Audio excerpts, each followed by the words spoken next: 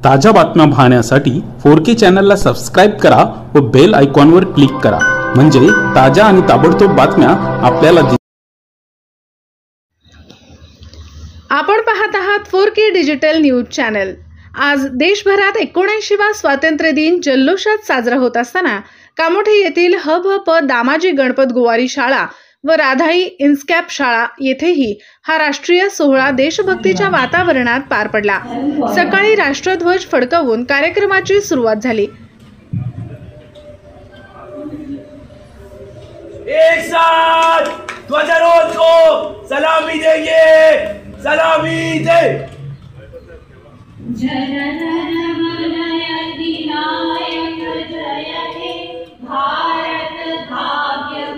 ध्वजारोहणाचे मानकरी ज्येष्ठ समाजसेवक आनंदराव गायकवाड होते।